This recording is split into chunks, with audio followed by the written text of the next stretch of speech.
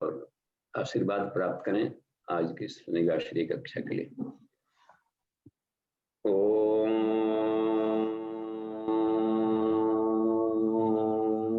भूर्भुवः स्वः तत्सवितुर्वरेण्यं भर्गो देवस्य धीमहि धियो यो नः प्रचोदयात्।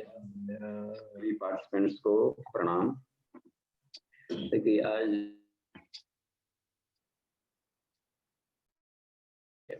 अपने पार्टिसिपेंट्स, रिसर्च और स्कॉलर जितने भी हैं, अन्नमय से लेकर के और मनोमय तक अभी उससे जुड़ी हुई कक्षाएं रहती हैं। तो इसमें एक रिवीजन होता है और अपने प्रैक्टिकल्स के अनुभव दिए जाते हैं, ताकि युग ऋषि का जो संकल्पना थी कि 10,000 हीरो का हाल चाहिए, तो वो जो अपने प्रैक्टिकल लाइफ जी रहे हों और अपने अनुभवों से लाभान्वित कर सकें, वो बोलने जो उन्होंने किया है। और साथ ही साथ में शास्त्र क्या कहते हैं, दोनों को सापेक्ष में हमारे क्या प्रैक्टिकल्स रहे, क्या क्या डिफरेंसेज मिले। और जिन दिनों महर्षि पतंजल का ये योग सूत्र बना था, आज के समय में परिस्थितियां बदल चुकी है, तो साफ है कि साधना पद्धतियों में भी चेंजेस करने पड़ते हैं। इसलिए ऋषि आते हैं और ऋषि लंबे प्रैक्टिकल्स करते हैं आज के युग के अनुसार। और पुरातन और अभी अर्वाचीन प्राचीन, इन दोनों का, पुरातन आध्यात्मिक, दोनों का एक ऐसा समन्वित रखते हैं सबके सामने, ताकि हमारी जो ज्ञान परंपरा है, ऋषि परंपरा है, वो नए परिवेश के साथ शाश्वतता को बनाए रखे। तो क्या कुछ चेंजेस किया गया है सुरेंद्र पटेल जी में। आज के जो दो अपने रहेंगे शिक्षक में, सुरेंद्र पटेल जी अभी शोधरत हैं, PhD स्कॉलर्स हैं और पतंजल विश्वविद्यालय में वहाँ पर सभी PhD कर रहे हैं, रनिंग स्टूडेंट्स हैं और सत्र भी कर चुके हैं। अच्छा, उनका हमने देखा कि काफी प्रैक्टिकल्स पर उनका अच्छी पकड़ है और गहराई से तथ्यों को जानना चाहते हैं। ये बहुत जरूरी है रिसर्च, कि हम जो भी कर रहे हैं इसके अंतिम आउटपुट क्या हो सकता है। कुछ भी छोटी छोटी चीजें भी, अध्यात्म में बहुत बारीकी छोटी छोटी चीजों का भी ध्यान देना पड़ता है। और उनका प्रियमली थोड़े समय के लिए, कुछ एक क्षणों के लिए साथ दे रही हैं तृप्ति ऋषि। और तृप्ति ऋषि मुंगेर विश्वविद्यालय से, वहाँ मुंगेर योगा विश्वविद्यालय से की हैं और वो DSBB से किए हैं सुरेंद्र पटेल जी। तो इस तरीके से इन लोगों का वहाँ का अलग ही अपना पैटर्न होता है, लेकिन टफ वहाँ भी अपने चलते हैं। साथ ही साथ में डिस्टेंस एजुकेशन में भी ये टीचिंग कर चुकी हैं। वहाँ DSBB के यहाँ सेंटर थे प्रज्ञा कुंज में, तो उसमें भी ये टीचिंग कर रहे थे। तो और छोटे बच्चों को भी यहाँ पर क्लासेज लेते रहते हैं। तो आइए हम लोग सुनते हैं, और पहले तृप्ति ऋषि से और फिर सुरेंद्र पटेल जी मुख्य क्लास वही लेंगे। तो हम लोग एक दूसरे को अवसर दिया जाता है कि अधिक से अधिक शिक्षक तैयार हों और यूथ ग्रुप में से निकले तो और बेटर है जी। धन्यवाद। और सामने स्क्रीन पर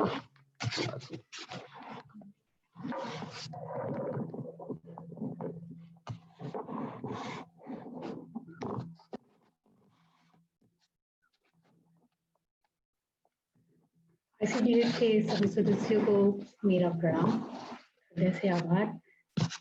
और पूज्य पिताजी ने ये अवसर दिया, इसके लिए भी उनको धन्यवाद। और सुरेंद्र भाई साहब को भी इस अवसर के लिए धन्यवाद एवं आभार। तो ये ऑनलाइन क्लास हमने इससे पूर्व लिया नहीं है, इसलिए ये पहली बार मेरी कोशिश है। अगर कोई त्रुटि हो तो उसके लिए हम क्षमा प्रार्थी हैं। आज का विषय प्राणायाम लिया गया है। प्राणायाम में वैसे तो सामान्य तौर पे हमारी जानकारी ये होती है कि सांसों को लेना और छोड़ना होता है, और इससे हमारी जो शुद्धि होती है वो हम जनरली ये जानते हैं कि रक्त की शुद्धि को हम प्राणायाम से जोड़ते हैं। लेकिन अगर गहराई से देखी जाए इस बात को, तो इनके पहले शब्दों पे आते हैं। प्राणायाम दरअसल दो शब्दों से बना है, प्राण और आयाम। प्राण को अगर देखते हैं तो प्राण संस्कृत के शब्द से, यानी कि प्र जो है वो प्र उपसर्ग है और अन्न धातु उसमें प्र के साथ अन्न लगा हुआ है, जिसका सामान्य अर्थ हम जीवनी शक्ति से ले सकते हैं। और आयाम कहते हैं विस्तार को, तो प्राणों के विस्तार को हम प्राणायाम कहते हैं। इसमें महर्षि पतंजलि कहते हैं तस्मिन सति, यानी कि इससे पूर्व की जो हमने सोपान, ये यम नियम आसन, ये तीसरा जब हम सिद्ध कर लेते हैं तो उसके बाद हम प्राणायाम को करते हैं। तो प्राणायाम में कहता है कि श्वास लेने और प्रश्वास छोड़ने की गति विच्छेद को प्राणायाम कहते हैं, यानी कि उसको रोकने या स्थिर करने को प्राणायाम कहते हैं। अब रोकना क्या होता है, तो जब हम जाते हैं, जैसे श्वास लिया और छोड़ दिया, अब रोक लिया, यानी कि ऐसा तो नहीं कि श्वास छोड़ दिया और स्वाहा हो गया, यानी कि सिंपल तौर पे ये कह सकते हैं कि आदमी कहता है श्वास नहीं लिया तो मर ही जाएंगे, तो मरने की स्थिति को नहीं, एक स्थिरता, एक कुंभक की ऐसी अवस्था होती है जिसमें हम अपनी श्वासों को स्थिर कर लेते हैं। एक ऐसा नियंत्रण होता है कि जिसमें हम श्वासों की गति को जनरली तौर पर, सामान्य तौर पर मनुष्य 1 मिनट में 15 बार श्वास लेता है। अब अगर इसकी स्पीड को और थोड़ा, मतलब श्वास लेने की संख्या को कम किया जाए, जैसे कि हम अगर 1 मिनट में 3, 4 या 5 बार लेते हैं, तो ऑब्वियसली जब ये कहा जाता है, ये सुना भी होगा हमने कि ईश्वर ने गिन के, जैसे हम किसी चीज को गिन के दिया जाता है कितने समय आपके पास है और आपको ये, जैसे हमें को ये इतना समय दिया, आपको क्लास लेना है, और वो समय जैसे ही समाप्त वैसे ही कक्षा भी समाप्त। तो भगवान ने भी सबके जीवन के लिए गिन गिन के ये आयु के लिए एक श्वासों का क्रम दिया है। श्वासों का क्रम, अब दीर्घायु, पहले के ऋषि कैसे दीर्घायु होते थे, उसके लिए उन्होंने क्या किया, अपने उस बहुमूल्य धन को संचित करके समय से उसको लंबा किया। अब हम श्वास ले रहे हैं, 15 बार हम अगर सामान्य तौर पे लेते हैं और उसकी संख्या हमने कम कर दी, 12 किया, 10 किया, 8 किया, 5 किया, तो इससे हमारा एक तो दीर्घ जीवन बन जाता है। दूसरा, श्वासों का जब ये क्रम लेते हैं, जितनी गहराई से श्वास लिया इतने ही वायु कोश जो हमारे शुद्ध होंगे, रक्त कोशिकाएं, हर तरीके से हमारे शरीर के लिए जो रक्त प्रवाह होता है वो शुद्ध होगा। ये तो सामान्य तौर पे हम कह सकते हैं। दूसरा क्या है, हमने जब अपने पर प्रैक्टिकल किया, जब हमारा यौगिक स्टडी चल रहा था, तब हमने खुद पे जब इसको आकलन किया कि वाकई में प्राणायाम हमारे शरीर पे क्या असर करता है, तो एक तो बहुत ही आश्चर्यजनक मुझे लगा, क्योंकि जो चीजें हम पहले संयमित होकर सोचते थे अपने इंद्रियों पे नियंत्रण करें, वो स्वतः ही होने लगा। संकल्प लिया और उसे पूरा होने में ये बहुत ही सार्थक कार्य किया। पहले, उससे पहले जो हमारी रूटीन थी, जनरली अभी भी ठंड के मौसम में हमें जगने का मन नहीं करता है, प्राणायाम गजब का असर करता है। वो कैसे, सुबह उठे, कुछ नहीं, शुद्ध वातावरण है, लंबी गहरी श्वास ली, श्वास लिया और ताजगी उसी के साथ अंदर, और जैसे ही छोड़ा वो सारा निद्रा भी बाहर। ये मैंने भावना किया, इसलिए ऐसा हुआ। सामान्य तौर पे तो सभी श्वास लेते हैं, आज हम सभी श्वास ही तो ले रहे हैं, लेकिन प्राण तत्व को खींचना, कौन सा प्राण हमारी कौन सी असफलता को दूर कर दे, ये बड़ा ही सोचने वाली बात है। आज हर व्यक्ति श्वास ले रहा है, पर सजगता कहाँ है? पूरे ब्रह्मांड में ये प्राण तत्व, यानी कि ये जीवनी शक्ति विद्यमान है, ये सर्वथा हम सभी जानते हैं। आहार सब जगह है, ले क्या रहे हैं?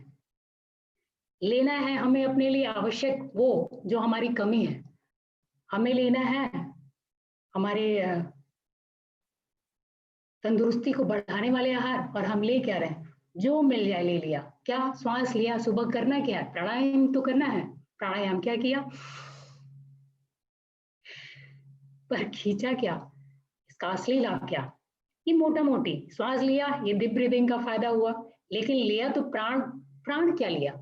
हमें जरूरत थी हमारी सफलता के लिए एक अच्छे दृढ़ संकल्प की, उसके लिए हमें एक जीवन, एक ऐसा संकल्प चाहिए था, एक ऐसा बल चाहिए था जो हमारे उस उद्देश्य को पूरा कर सके। हमने एक लिया प्रण, श्वास लिया, आई फुलफिल दिस, वाकई में हो गया। प्राण का ये तो छोटे छोटे लाभ हुए, और क्या हुआ, स्पिरिचुअल वे से अगर अध्यात्म और भौतिक, दरअसल दोनों एक दूसरे के पूरक हैं।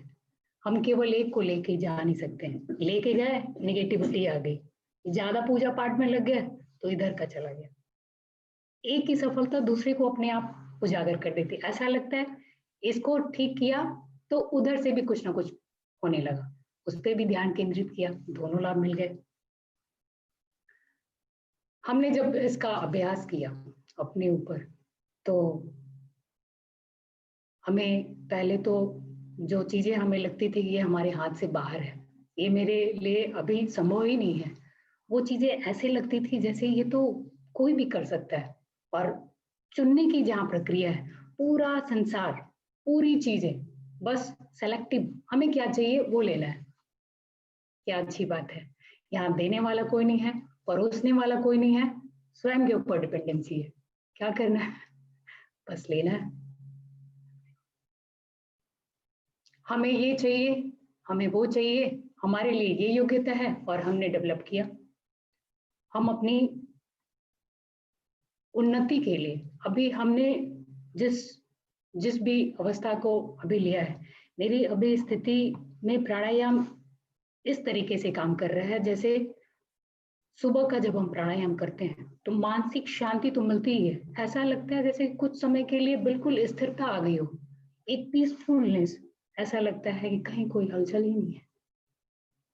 मुझे बहुत अच्छा लगता है, बहुत ही कारगर भी है।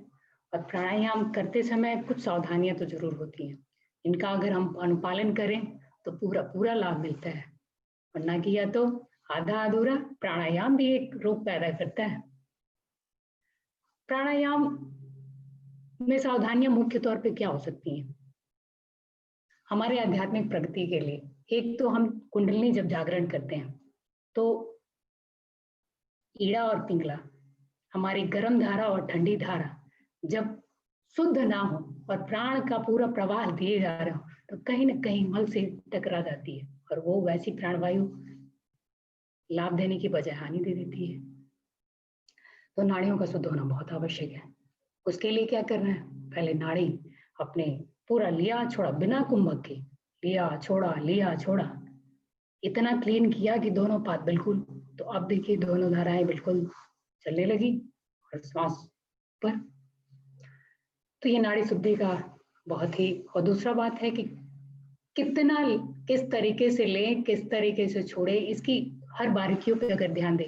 हमारे आज के आचार्य जो है, हमारे आज के जो शिक्षक हैं सुरेंद्र पटेल जी, वो आपको विस्तार से वो बहुत अच्छी जानकारी देते हैं, तो वो इसके बारे में अच्छी जानकारी देंगे। हमको लगता है हम समय ज्यादा ले रहे हैं। तो प्राणायाम में रोग भी बहुत सारे दूर होते हैं। तो रोगों पे अगर हम थोड़ी सी चर्चा करें तो ये कहेंगे कि एक तो ये पाचन, जठराग्नि मजबूत करती है।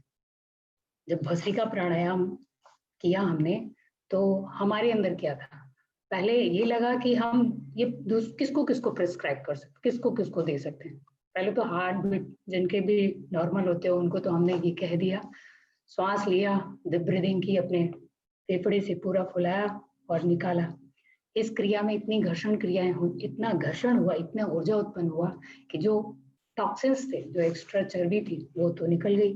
दूसरा ये है कि डीप ब्रीदिंग से एक ऐसी अवस्था भी आई जिसमें कि हम न श्वास ले रहे थे, छोड़ रहे थे, न छोड़ रहे थे न ले रहे थे, एकदम स्थिर था। और उस अवस्था में पूरे ब्लड, ऐसा लगता था ऑक्सीजन से पूरा शरीर भरा हुआ है। एक शिथिलता, एक स्थिरता है। उससे भी क्या हुआ, पूरे सब शरीर से जो भी टॉक्सिन्स होते हैं वो तो निकाल देता है। दूसरा स्फूर्ति लाता है, स्नायु में स्फूर्ता और शक्ति लाती है। इंद्रिय निरोध का बहुत अच्छा कार्य करता है, स्वास्थ्य स्थिर। और इसे जो हमारे पतंजलि कहते हैं, ये कहते हैं कि इसके बार बार प्रयोग से ये हमारे प्रकाश के आवरण को क्षुण्ण करता है। कहते हैं ततः क्षीयते प्रकाश आवरण, वो रजोगुण को हटाता है, तमोगुण को हटाता है और सतोगुण को ऊपर लाता है और प्रकाश के आवरण को, वो जो प्रकाश ज्ञान का आवरण है उसको हटाकर ज्ञान देता है। तो वाकई में इसमें स्थिरता इतनी आ जाती है कि हम इसका लाभ बहुत अच्छे तरीके से लेते हैं। महिलाओं के लिए बहुत कार, आजकल कोरोना चल रहा है, कोरोना में भी ये प्राणायाम बहुत ही कारगर है। आप एक तो जब भी वो मास्क छूट गया तो भी आप लंबी गहरी सांस ले लें और उस दूरी को क्रॉस कर लें, और उसके बाद आप, दूसरी बात है डिस्टेंस का फॉलोइंग आसानी से होता है और इतनी प्रतिरोधक क्षमता इतनी डेवलप होती है कि हमें ये ऐसा लगता है कि गुजर भी जाए तो कुछ नहीं होने वाला। और फिलहाल इतना ही। आप सबने इतने धैर्यपूर्वक सुना है, इसके लिए बहुत बहुत धन्यवाद। आज मेरा प्रैक्टिकल था, इतना ही काफी है। आप सबका पुनः तहे दिल से धन्यवाद। धन्यवाद।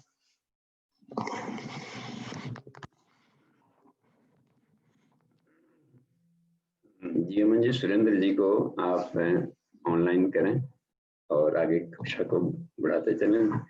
धन्यवाद श्री कृष्ण को और पूरे पार्टिसिपेंट्स को। हम में से हर व्यक्ति को कुछ न कुछ बोलना है, अपने अनुभव को रखना है सामने। जी धन्यवाद। सुरेंद्र जी आपका स्वागत है, स्क्रीन पर आइए और अमन जी आप होस्टिंग करें। जी जी सुरेंद्र भैया आप स्क्रीन पे आए जी, वीडियो ऑन कर दीजिए। जी प्रणाम भैया, प्रणाम बाबूजी। सभी ग्लोबल पार्टिसिपेंट्स को मेरा सादर प्रणाम।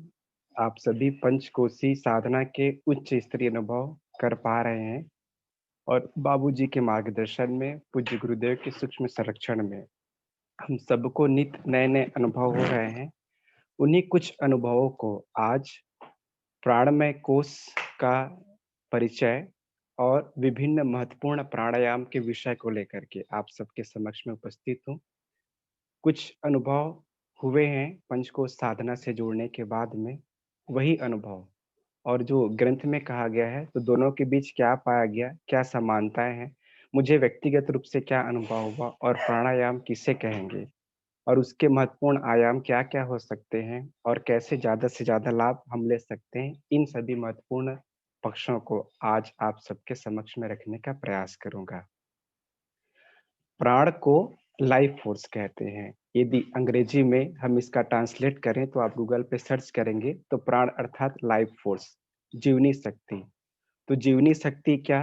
तो जीवनी शक्ति को यदि फिर डिफाइन करें तो कार्य करने की क्षमता और किसी भी टास्क को पूरा करने का हमारा सामर्थ्य, जीवन को ऊंचा उठाने की हमारा सामर्थ्य, हमारे मन को ऊंचा उठाने का सामर्थ्य, हमारी भावनाओं को ऊंचा उठाने का सामर्थ्य, हमारे संस्कारों को ऊंचा उठाने का सामर्थ्य जिसमें होगा वो प्राणायाम होगा। तो प्राणों को देखा जा सकता है क्या? एक प्रश्न आता है, सबके मन में प्रश्न आता है कि ईश्वर को देख सकते हैं क्या? या ईश्वर दिखाई देता है क्या? तो ईश्वर दिखाई तो नहीं देता, लेकिन परिलक्षित होता है। विश्वास के रूप में ईश्वर परिलक्षित होता है, हमारे श्रेष्ठ व्यवहार के रूप में परिलक्षित होता है। ठीक वैसे ही प्राणायाम को आप देख नहीं सकते, प्राण को देख नहीं सकते, वो जो परिलक्षित होगा उसको आप अनुभव कर सकते हैं। कैसे? जैसे गर्मी रहती है, तो हमारे शरीर से पसीना आता है, तो हमें महसूस होता है कि हाँ, भई गर्मी है, पसीना आ रहा है। और ऐसी जैसे ठंड रहती है, तो हमारे रोमकूप जो हैं वो खड़े हो जाते हैं। वहाँ पे हमें इस बात का अनुभव हो जाता है कि हाँ भाई, ठंडी है। तो वो परिलक्षित होगा हमारे व्यवहार में, हमारे जिजीविषा के रूप में, हमारी क्षमता के रूप में, हमारी ताकत के रूप में। तो प्राण को हम इस तरह से समझ सकते हैं। अब इसके बाद करते हैं प्राणमय कोश के बारे में प्रारंभिक परिचय भी देना है आज का जो टॉपिक है उसके अनुसार। तो जैसे मेरा ये शरीर आपको दिखाई दे रहा है, जो विजुअल है, ये जो हाड़ मांस का शरीर है, इसको बेसिकली पंचकोश के क्रम में अन्नमय कोश में रखा गया है। इसके बाद दूसरा जो इसका स्तर है वो है प्राणमय कोश। तो ये दिखाई तो नहीं देता लेकिन परिलक्षित होता है। तो पूज्य गुरुदेव गायत्री की पंचकोशी साधना और उसकी उपलब्धियां में बताते हैं कि जैसे केले के भीतर, केले का पेड़ आप देखेंगे तो छिलका रहता है, उसके अंदर और छिलका रहता है, उसके अंदर और छिलका रहता है, और जितना परत दर परत आप खोलते चले जाते हैं तो उतना ही ज्यादा छिलका निकलते चला जाता है। ये एक उदाहरण। दूसरा, आप प्याज को देखेंगे, प्याज को आप जितना ज़्यादा छीलेंगे, 1 परत निकलेगा, 2 परत निकलेगा, 3 परत निकलेगा, उसके बाद में उसका प्याज का अस्तित्व समाप्त हो जाता है। आप कभी देखेंगे जब हम लोग बचपन में कभी प्याज खाने की इच्छा होती थी, तो आगे के लौ में उसको भूँजते थे, फिर उसको छील करके खाते जाते थे, खाते जाते थे, खाते जाते थे। अंत में ऐसी स्थिति आती थी कि प्याज का अस्तित्व समाप्त हो जाता था और प्याज को हम लोग ग्रहण कर लेते थे। ठीक वैसे ही सबसे भीतरी जो स्तर में वो है, वो हमारा आत्मा है। आत्मा के ऊपर फिर हमारे 5 कोष चढ़े हुए हैं और 5 कोषों को क्रमशः आप अन्नमय, प्राणमय, मनोमय, विज्ञानमय और आनंदमय कोष के रूप में आप महसूस कर सकते हैं। तो प्राणायाम के विषय में बात करते हैं। तो प्राणमय जो कोष है, वो अपने आप में 5 महाप्राण और 5 उपप्राण बना है। जैसे आप अन्नमय कोश को समझते हैं कि मेरे 2 हाथ हैं, 2 पैर हैं, आँख है, नाक है, कान है, जिह्वा है, जो आपको स्थिर रूप से जो दिखाई देता है, वो आपका अन्नमय कोश का हिस्सा है। इसी प्रकार हमारा जो प्राणमय कोश का जो हिस्सा है, वो 5 मुख्य प्राण और 5 उप प्राण को लेकर के बना है। दिखाई तो नहीं देता, लेकिन परिलक्षित होता है। हमारे संस्कारों के रूप में, हमारी क्षमताओं के रूप में, हमारी योग्यताओं के रूप में, हमारे संकल्प शक्ति के रूप में और हमारे लिए गए संकल्प बल के रूप में। तो अब थोड़ा-सा प्राणमय कोश के परिचय के साथ-साथ 5 महाप्राणों का और 5 उप प्राणों का हम ज़रूर परिचय करेंगे थोड़ी देर बाद। उसी के साथ फिर हम उसके जो प्राणायाम के 4 कंपोनेंट होते हैं, पूरक, कुंभक, रेचक। तो कुंभक फिर अंतःकुंभक और बाह्य कुंभक, इसको थोड़ा-सा हम समझने का प्रयास करेंगे, जानने का प्रयास करेंगे। इसके साथ प्राणायाम को धारण करने की एक क्रिया विधि है। तो उस क्रिया विधि में हमारे 8 प्रकार के प्राणायाम हैं, जो अलग-अलग देश, काल, परिस्थिति में इस्तेमाल किए जाते हैं। उसको हम समझने का प्रयास करेंगे और इसके साथ ही साथ प्राणायाम को ऊर्ध्वगामी बनाने के लिए जो साधना पद्धति बताई है, जिसको हम मूल बंध, उड्डयन बंध, जालंधर बंध कहते हैं, और जब तीनों को एक साथ लगाते हैं तो महाबंध का अभ्यास होता है। तो इन सब को आप इन सारी चीज़ों को आप सबके समक्ष में अपने अनुभव के साथ में और ग्रंथों के हिसाब से रखने का प्रयास करूँगा। तो प्राण सब जगह उपस्थित है। प्राण किसमें उपस्थित है? प्राण तो अन्न में भी उपस्थित है। तो प्राण जैसे कहूँगा उसका अर्थ यहाँ पे हमें समझना है जीवनी शक्ति, क्षमता। अन्न में भी उपस्थित है, भोजन से भी हमें प्राण मिलता है और हमें प्राण से प्राण तो मिलता है, फिर मन से भी प्राण मिलता है। कहते मन के हारे हार है, मन के जीते जीत। किसी का मन कमज़ोर होता है, वो इंसान ना तो संकल्प बल का धनी बन पाता है और ना ही जीवन में अपने संस्कारों का, कुसंस्कारों का परिमार्जन कर पाता है और ना ही सुसंस्कारों का जागरण। और प्राण तो बुद्धि में भी है। यदि बुद्धि में प्राण नहीं रहती, शक्ति नहीं रहती, तो इंसान इतना विवेकशील नहीं हो पाता और इतनी जो आज की वैज्ञानिक परिस्थितियाँ हैं और पुरातन समय में जो महर्षि ऋषियों ने जो शोध किया है, तो वो शोध नहीं कर पाते। तो बुद्धि में भी प्राण है और एक प्राण, प्राण अर्थात शक्ति। फिर से रिपीट करूँगा, प्राण अर्थात शक्ति। तो एक प्राण हमारे आनंद में भी है। जब हम आनंद का अनुभव करते हैं, तो भी हमारी क्षमताएँ जो हैं, वो बढ़ जाती है। तो ये हुआ प्राण के विभिन्न स्वरूप। अब चूँकि प्राणमय कोश और उससे संबंधित प्राण की बात करें, तो अब समझने का प्रयास करते हैं कि इसको पूरे प्राणमय कोश का पूरा जो एक आउटर लेयर है या फिर पूरा स्ट्रक्चर है, वो कैसा है। तो 5 मुख्य प्राण और 5 सब प्राणवायु। कैसे? जैसे एक कोई राज्य है, राज्य में क्या होता है, जैसे उत्तर प्रदेश एक बड़ा राज्य है, तो वहाँ पे मुख्यमंत्री तो हैं, लेकिन उसके साथ ही साथ उप मुख्यमंत्री का भी पदभार सौंप दिया जाता है। क्यों सौंप दिया जाता है? ताकि जो पूरा सिस्टम है, ताकि जो पूरी व्यवस्था है, वो सही से चल पाए। अब हमारे जो 5 मुख्य प्राणवायु उसके स्थान कहाँ-कहाँ हैं? तो सबसे पहले प्राणवायु हमारे हृदय प्रदेश में, प्राण, उसके बाद फिर अपान हमारे नाभि के नीचे, फिर समान हमारे उदर क्षेत्र में, फिर उदान हमारे कंठ क्षेत्र में और व्यान जो है वो पूरे शरीर में है। अब इस सिस्टम को संचालित करने के लिए 5 मुख्य प्राणवायु को संचालित करने के लिए जैसे हमने उप मुख्यमंत्री की बात की, किसी को सहायक का पद दिया जाता है, उसी तरह उप प्राणवायु इन 5 मुख्य प्राणवायु के साथ मिलकर के काम करते हैं। जैसे प्राण के साथ नाग रहता है, समान के साथ कृकल रहता है और हमारे अपान के साथ कूर्म रहता है, उदान के साथ देवदत्त रहता है और व्यान के साथ धनंजय रहता है। तो जब आप गायत्री की पंचकोशी साधना और उपलब्धियां पढ़ेंगे तो उसमें गुरुजी ने जो व्याख्या की है प्राणों के 5 मुख्य प्राण और उप प्राणवायु की जो व्याख्या की है उसको एक शंक्वाकार में उन्होंने इस शेप में निर्धारित करने का प्रयास किया, शंक्वाकार में। जैसे मुख्य प्राणवायु हो गया वो ऊपर आप एक उसको ऐसे वृत्ताकार, बड़ा वृत्ताकार मानेंगे तो उसका जो केंद्र होगा वो यहाँ पे छोटा सा बिंदु के रूप में। तो बड़ा जो वृत्त है ऊपर में उसकी जितनी इम्पोर्टेंट उतना ही नीचे में है क्योंकि वो सहायक है, वो सहयोगी है। तो गुरुदेव ने इस हिसाब से थोड़ा-सा यदि उसको डायग्राम बनाया तो उन्होंने किया है। तो एक बड़ा कार्य मुख्य प्राणवायु कर रहा है लेकिन उसके साथ ही साथ जो सपोर्टिव काम है वो उप प्राणवायु कर रहा है। तो एक-एक लाइन में समझने का प्रयास करेंगे कि 5 मुख्य प्राणवायु का काम क्या होता है। तो इसकी व्याख्या प्रश्नोपनिषद में एक मिलती है। इसकी व्याख्या अभी उपनिषदों की क्लास हुई थी, प्रश्नोपनिषद में भी बाबूजी ने सेशंस लिए थे। तो वहाँ पे प्रश्नोपनिषद पे प्राण के ऊपर विशेष रूप से बात होती है कि प्राण आते कैसे हैं, प्राण अपना स्थान निर्धारित कैसे करते हैं और अपना काम कैसे करते हैं। तो सबसे मेन जो प्राण है हमारा ये प्राण वायु है जो हमारा हृदय क्षेत्र में रहता है, वो श्वास-प्रश्वास को लेना और छोड़ना, प्राणों को धारण करना, श्वास-प्रश्वास को लेना छोड़ना, ये इसका मुख्य काम होता है।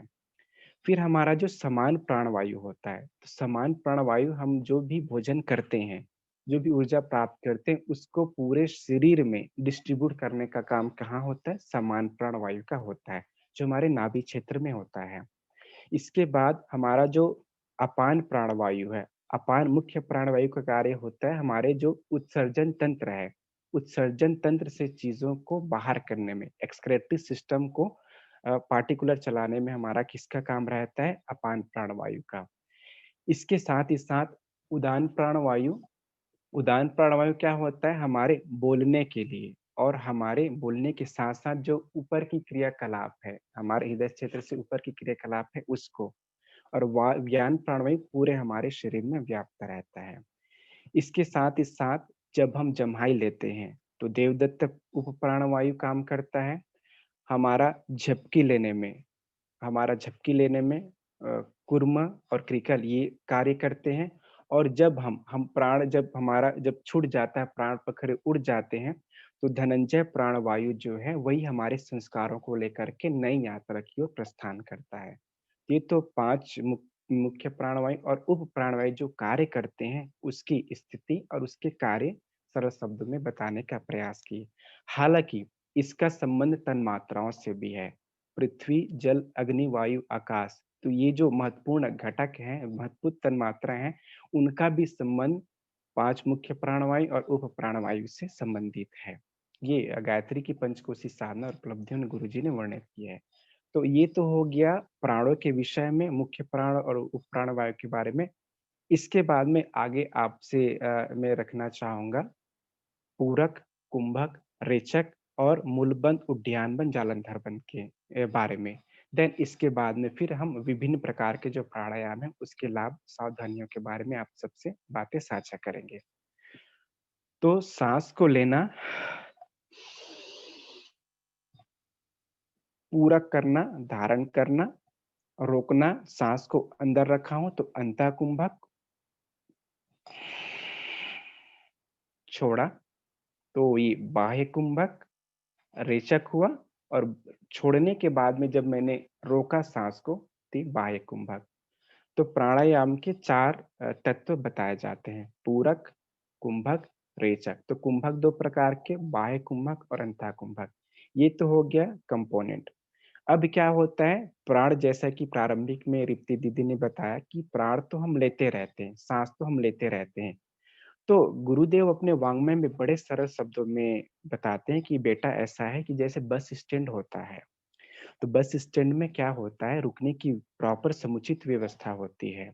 आप कहीं रास्ता जा रहे हैं तो बीच में धर्मशाला रहता है या मंदिर रहता है या घर मिल जाता है, तो वहाँ पे रुकने की व्यवस्था व्यवस्थित हो जाती है। उसके बाद वहाँ कुछ देर रुक करके ऊर्जा को प्राप्त करके हम फिर आगे की यात्रा करते हैं। तो ठीक इसी प्रकार जब हम प्राणायाम करते हैं तो प्राणों को खींचते हैं। और जैसा कि कल इस पे चिंतन मनन कर रहा था, तो जितने भी आप प्राणायाम करते हैं, तो मुझे लगता है सारे प्राणायामों का जो एक सार संक्षेप है, वो परम पूज्य गुरुदेव ने प्राणाकर्षण प्राणायाम में कर लिया है। क्यों कर लिया है?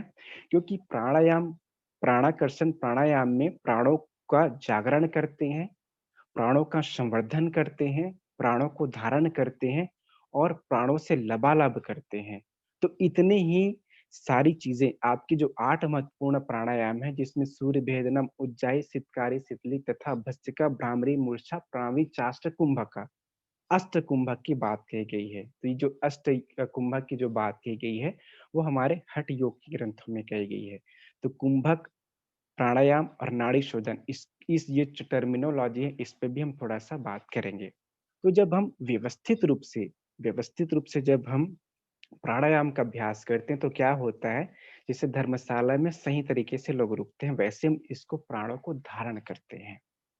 सामान्य रूप से लोग आते-जाते रहते हैं यात्री, लेकिन जहाँ यात्री प्रतीक्षालय रहता है, वहाँ पे रुक जाते हैं, तो व्यवस्थित हो जाता है। ठीक वैसे ही प्राणों को पूरक, कुंभक, रुकना और रेचक के साथ जब की जाती है, तो हमारी जो प्राणों को जो धारण करने की क्षमता है, जो अवशोषित करने की क्षमता है और जो डिस्ट्रीब्यूट करने की क्षमता है, जो जीवनी शक्ति का जो हमारा मादा है, वो हमारा बढ़ जाता है। तो ये एक बात तो हो गया, पूरक, कुंभक और रेचक। अब इसके बाद में बात करते हैं प्राणायाम में जो सहायक क्रिया है वो। तो प्राणायाम में सहायक क्रिया है वो क्या-क्या है? आपका मूल बंध है, आपका अ, पेरिनियम रीजन, एनस लॉक आप कह सकते हैं, फिर उड्डयन बंध है, आपका एब्डोमिनल लॉक कह सकते हैं और फिर जालंधर बंध है। तो अब इसको डिफाइन करने से पहले 2-3 चीज़ें आपसे साझा करूँगा। एक तो इड़ा और दूसरा है पिंगला। हठ योग के कॉन्सेप्ट में यदि आप समझना चाहें, तो इड़ा सूर्य का प्रतिनिधित्व करता है और पिंगला आपका चंद्रमा का प्रतिनिधित्व करता है। और साइंस की भाषा में बात करें तो हमारा राइट नोस्ट्रिल जो है, वो आपका सिम्पैथेटिक नर्वस सिस्टम का काम करता है, अराउज़ल का काम करता है, और जो लेफ्ट नोस्ट्रिल है, वो आपका पैरासिम्पैथेटिक नर्वस सिस्टम का काम करता है।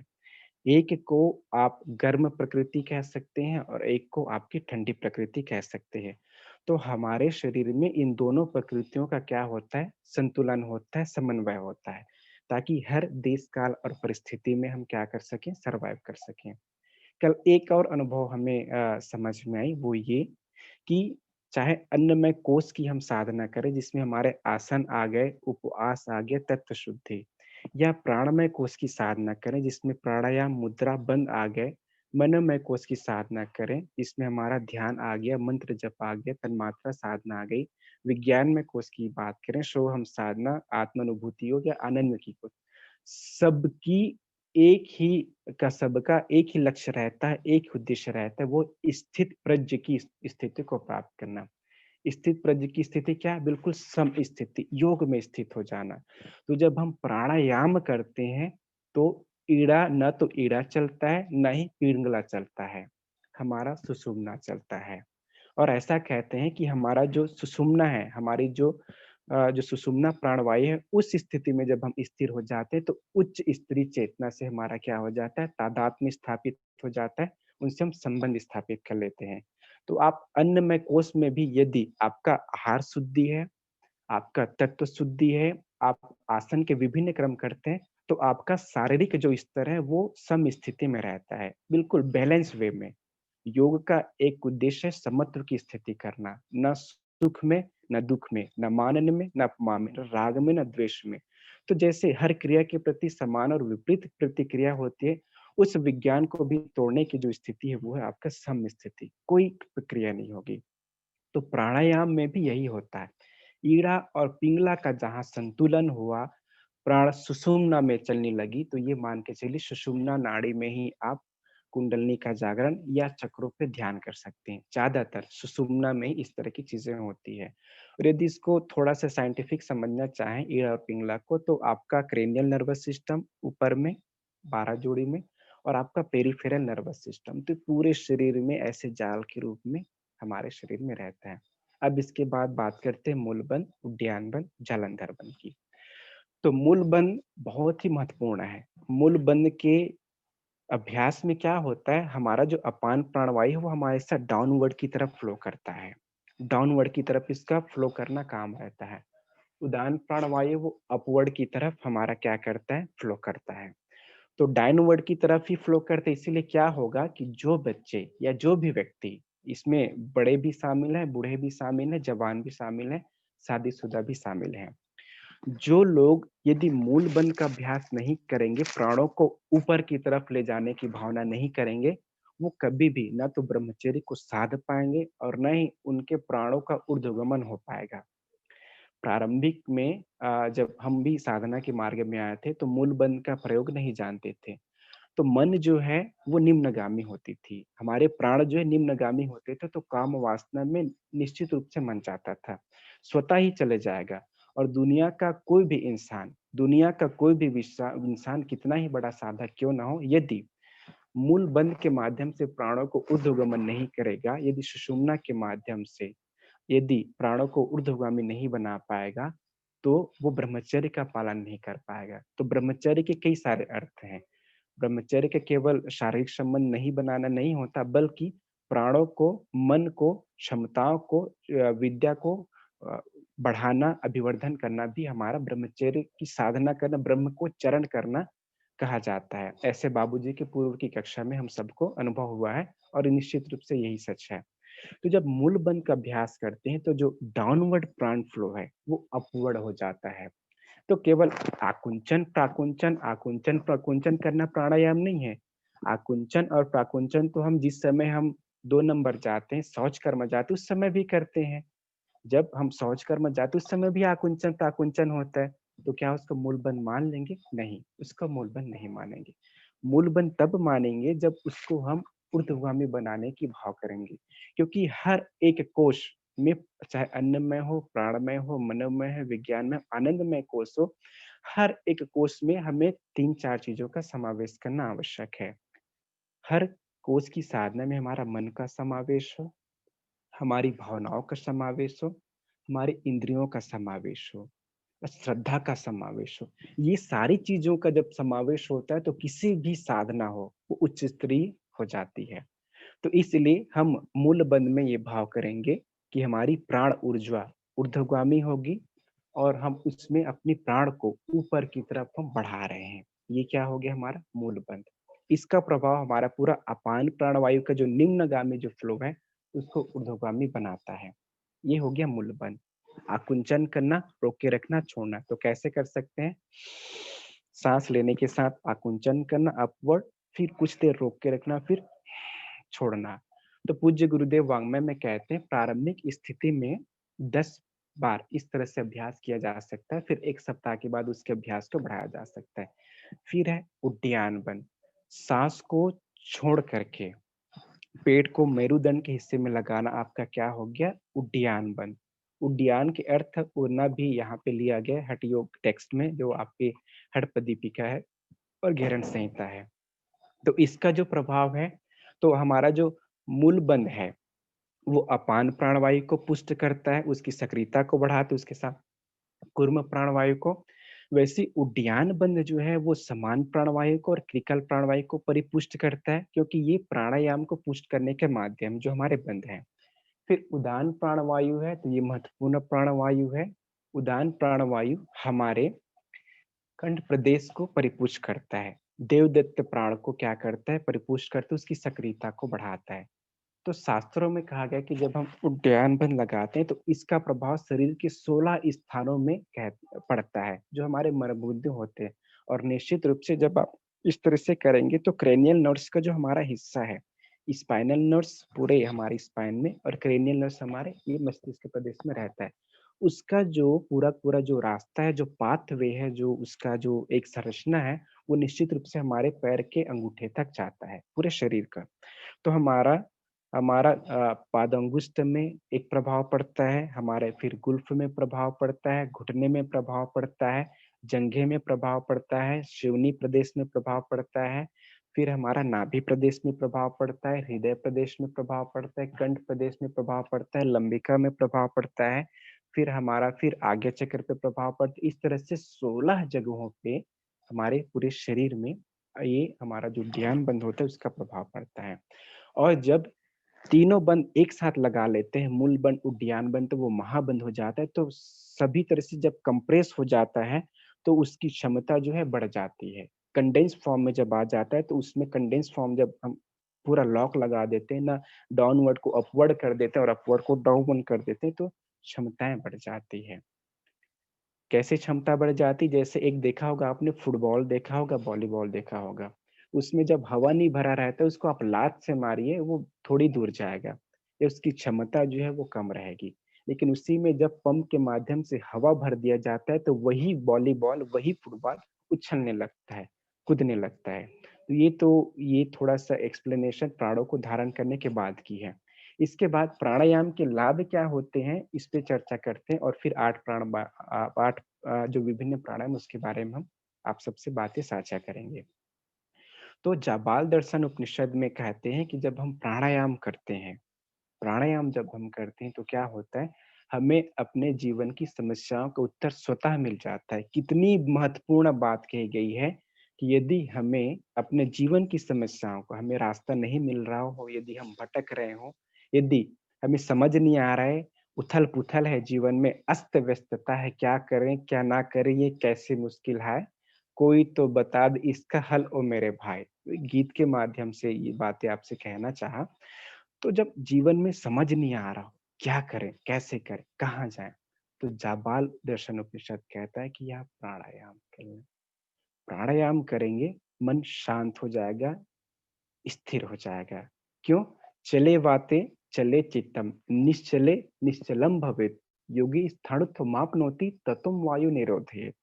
ये जो हमारा प्राण का जो संबंध है, प्राण और मन दोनों साथ-साथ चलते हैं। योग वासिष्ठ में भी प्राण और मन के बारे में विशेष रूप से बात कही गई, और फिर हमारे जो हठ योगिक टेक्स्ट है, इसके अध्याय 2 यदि पढ़ेंगे आप जो द्वितीय उपदेश है हठ योग प्रदीपिका, तो प्राणायाम का इन्होंने उपदेश दिया है, स्वामी स्वात्माराम जी ने।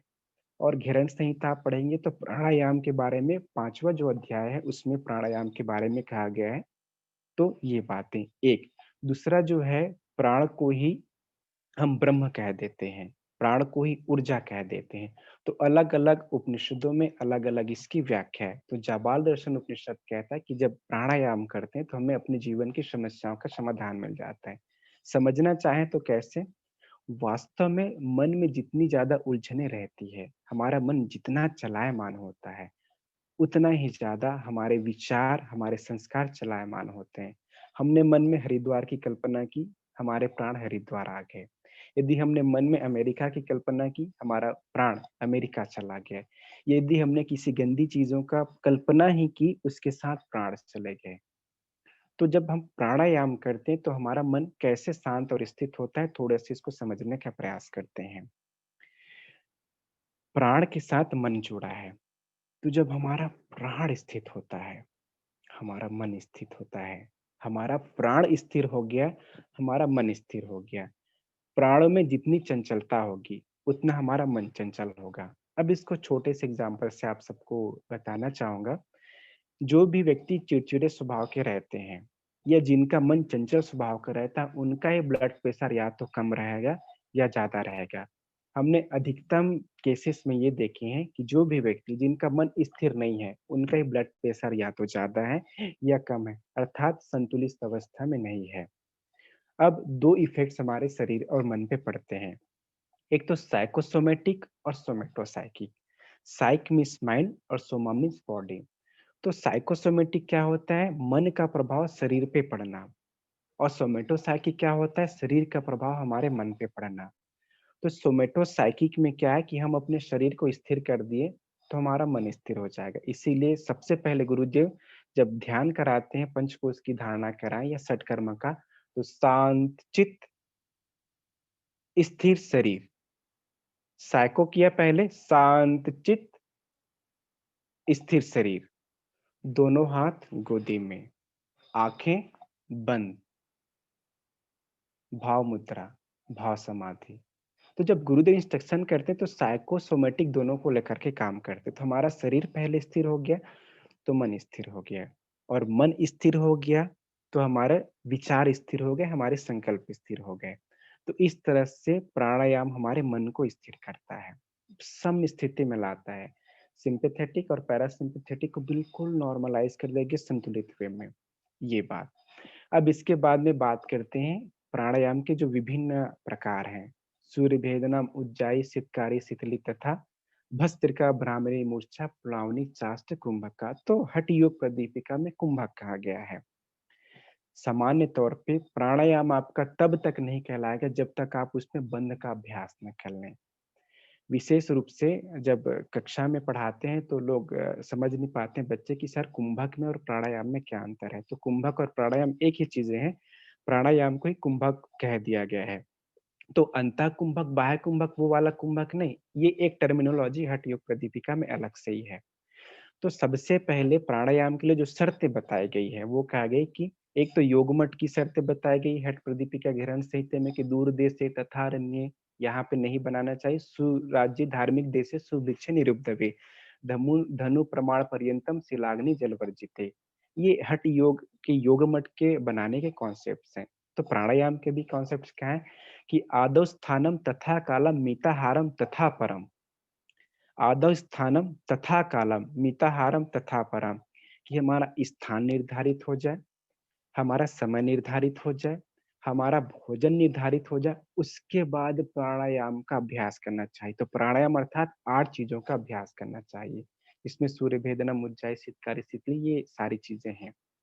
तो सबसे पहले क्या करें, इन 8 महत्वपूर्ण प्राणायाम को करने से पहले क्या करें, इनको करने से पहले यम नियम के माध्यम से हम शोधन करें, आसन के माध्यम से शरीर का विवर्धन करें, और एक होता है अनुलोम विलोम प्राणायाम, इसको शोधन क्रिया कहते हैं। और यदि हठ योग के टेक्स्ट में आप जाएंगे तो इसको आप मान के सकते हैं कि जो हमारे कपाल भाती है ये शोधन क्रिया के रूप में आता है। हालांकि अभी वर्तमान समय में ये प्राणायाम के रूप में प्रचलित हो गया है। और इसके साथ ही साथ एक लेफ्ट से लेना, राइट से छोड़ना, राइट से लेना, लेफ्ट से छोड़ना, ये जो प्रक्रिया करते हैं ये केवल नाड़ी शोधन की क्रिया है, ना कि नाड़ी शोधन प्राणायाम। नाड़ी शोधन प्राणायाम उस स्थिति में होगी जब हम सांस लिए, कुछ देर रोक के सांस बाहर निकाले। तो जिस सांस लेना, रोकना, छोड़ना, ये 3 चीजें होगी तब जाके वो प्राणायाम होगा, अदरवाइज वो नाड़ी शोधन ही होगी, वो उच्च स्तरीय प्राणायाम नहीं होंगे, नाड़ी शोधन होगी। तो नाड़ी शोधन आवश्यक है, इसलिए लगभग योग शास्त्रों में 3 महीने तक, 6 महीने तक, 1 साल तक हमें क्या है नाड़ी शोधन करने का उपदेश दिया गया है, ताकि जब हमारा नाड़ी शोधन हो जाए, सिंपैथेटिक पैरासिम्पैथेटिक प्रॉपर मात्रा में साफ हो जाए, जो नाड़ियां हैं वो शुद्ध हो जाए, तब उच्च स्तरीय प्राणायाम करें, प्राणों का ऊर्ध्वमन में प्राणों को धारण करें। अब इसके बाद हम विशेष रूप से जो प्राणायाम है वो उसकी हम चर्चा करते हैं। तो सबसे पहले एक प्रश्न आता है कि भारत ही एक ऐसा देश है जहाँ ये 8 महत्वपूर्ण प्राणायाम विकसित हुए। आप अभी वर्तमान समय में हरिद्वार में देखेंगे तो अभी 5 से 6:30 के बजे के बीच में 4 degree Celsius, 5 degree Celsius, 6-7 degree Celsius तक रहता है, इतनी ठंडी है। यही आप यदि साउथ इंडिया में चले जाएं तो आपको टी शर्ट में रहना पड़ेगा, पता चलेगा आपको एसी की आवश्यकता है इसी समय में, और आपको पता चलेगा कि आपको वहां पे पंखे की आवश्यकता है, बहुत ज्यादा गर्मी हो रही। पौंडीचेरी आप चले जाएं, चेन्नई चले जाएं, तो अलग अलग देश काल परिस्थितियों में प्राणों को संतुलित करने के लिए, प्राणों को संवर्धित करने के लिए, प्राणों को बढ़ाने के लिए अलग अलग प्रकार के प्राणायाम बताए गए हैं। इसका उद्देश्य क्या है? अलग अलग प्राणायामों का एक ही उद्देश्य है, शक्ति को धारण करना, शक्ति को शोषित करना और पूरे शक्ति का उपयोग भी करना संस्कारों के जागरण के लिए। तो ठंड के समय में आप सूर्य भेदी प्राणायाम करके अपनी स्थिति को संतुलित बना सकते हैं। आप धारणा ध्यान समाधि का अभ्यास कर सकते हैं, क्योंकि प्राणायाम के बाद प्रत्याहार, धारणा ध्यान समाधि, जो महर्षि पतंजलि जी ने स्टेप्स बताए हैं। अब पता चला कि मैं ठंड का समय है, कर लिया शीतली प्राणायाम, मेरा पूरा शरीर झंझना जाएगा, वाइब्रेट हो जाएगा। तो अलग अलग देश और काल परिस्थिति में हम प्राणों को संतुलित कर सकें, 5 मुख्य प्राण और उप प्राण को, और उसको ऊर्ध्वगामी बना सके, इसलिए हमारे अलग अलग प्राणायाम हैं। तो जैसे अब मुझे ठंड के समय में प्राणायाम करना है, प्राणों को धारण करना है, धारणा ध्यान समाधि की स्थिति में प्रवेश करना है, तो क्या करना पड़ेगा? मुझे सूर्य भेदी प्राणायाम करके अपने प्राणों को संतुलित अवस्था में लाना पड़ेगा। एक ऐसी स्थिति जो सम स्थिति होगी, और अपने सुषुम्ना चालन करके अपने ऊर्जा को ऊर्ध्वगामी बनाना पड़ेगा। तो सूर्य भेदी प्राणायाम कैसे करते हैं? राइट से लेना, कुछ देर रोकना, भाव करना कि नाभि तक ऊर्जा जा रही है, और लेफ्ट से बाहर करना। तो हो सकता है अभी मेरा फ्रंट कैमरा है तो आपको लेफ्ट नोस्ट्रिल में दिखे, लेकिन अभी मैं कर राइट नोस्ट्रिल से सांस ले रहा हूँ। तो राइट से लेना, कुछ देर रुकना, छोड़ना। तो सूर्य भेदी प्राणायाम से क्या आता है? उष्णता आती है। सूर्य भेदी प्राणायाम से ऐसा हट प्रदीक्षा में कहा गया है कि जो कृमि दोष हैं वो दूर हो जाते हैं। तो सूर्य भेदी प्राणायाम कृमि दोष को भी दूर कर सकता है, और जो कफ प्रकृति के लोग हैं, कफ प्रकृति के लोग, वो सूर्य भेदी प्राणायाम करेंगे तो वात पित्त कफ में संतुलन हो सकता है। तो वात पित्त कफ, इन तीनों चीजों के संतुलन के लिए भी प्राणायाम के विविध उपदेश शास्त्रों में बताया गया है। अब हमें सपोज दैट गर्मी के दिनों में प्राणायाम करना है, गर्मी के दिनों में प्राणों का संतुलन करना है, तो वहां पे फिर आपका चंद्रभेदी प्राणायाम, चंद्रभेदी प्राणायाम में फिर आपका क्या होगा? आप लेफ्ट से लिए, कुछ देर रोक के राइट से बाहर किए। तो अनुलोम विलोम प्राणायाम तब कहलाता है जब लेफ्ट से लिए राइट से छोड़े, राइट से लेफ्ट से छोड़े, बिना कुंभक के। और सूर्य भेदी तब कहलाएगा जब आप राइट से लिए, कुछ देर रोके, लेफ्ट से बाहर किए। तो सूर्य भेदनम उज्जाई, सितकारी, शीतली तथा। तो सूर्य भेदन के बाद उज्जाई प्राणायाम क्या है? उज्जाई प्राणायाम है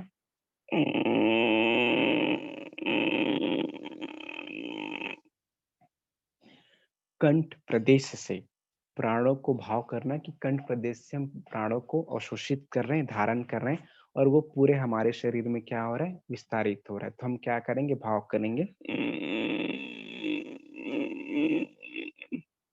कंठ प्रदेश में घर्षण आएगा, आपका थायराइड रीजन, पैराथायराइड रीजन, इसके साथ देवदत्त जो प्राणवायु है, इसके साथ हमारा विशुद्धि चक्र है, इन सब में प्राणों का विस्तार होगा। तो उज्जाई प्राणायाम।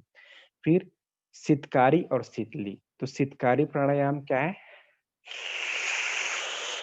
दांतों को इस प्रकार करके जब शीत वायु को, ठंडे वायु को जब हम धारण करते हैं और कुछ देर कुंभक लगा के पूरे शरीर में अवशोषित करते हैं, लेफ्ट नोस्ट्रिल से सांस बाहर निकालते हैं, ये शीतकारी प्राणायाम। फिर शीतली, काकचंचु वदासे न पीबेद वायु शनै शनै।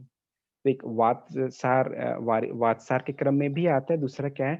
शीतली प्राणायाम के क्रम में भी आता है कि कौवे की चोंच के समान हम अपना क्या बनाते हैं? मुख को बनाते हैं। फिर शीतलता को धारण किए। तो एक तो दांतों से जो जाता है वो भी फिल्टर करता है, और जो माउथ को इस तरह से करते हैं ये भी फिल्टर करता है। फिर इसके बाद आ गया सूर्य भेदी, उज्जाई, शीतली, शीतकारी, भस्त्रिका भ्रामरी। तो भस्त्रिका प्राणायाम जब हम करते हैं तो भस्त्रिका प्राणायाम से कहते हैं कि हमारा मूल बंध, उड्डयन बंध, जालंधर बाध सभी एक साथ लग जाता है। क्यों? भस्त्रिका वल्ल रोहिणा, जैसे लोहार की धोकनी में बार बार ऐसे होते, वैसी सांसों को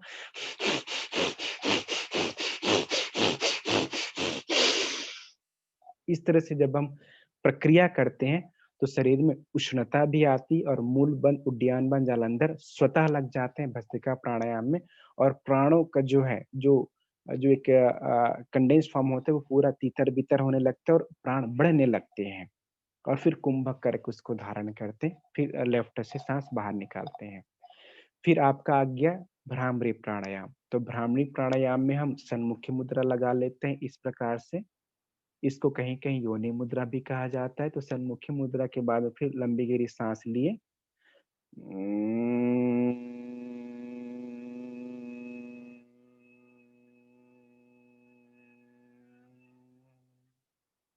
तो भ्रमर के गूंजन के समान भ्रमर एक होता है मेल और एक फीमेल। तो जब हम साँस लेते हैं तो अ, फीमेल फीमेल के आवाज़ के अनुभव के साथ साँस लेना है और जब साँस छोड़ना है तो मेल मधुमक्खी के साथ में फीमेल बी और मेल बी ऐसा कहा गया है। हालाँकि ऐसा कम होता है क्योंकि जब हम साँस ले करके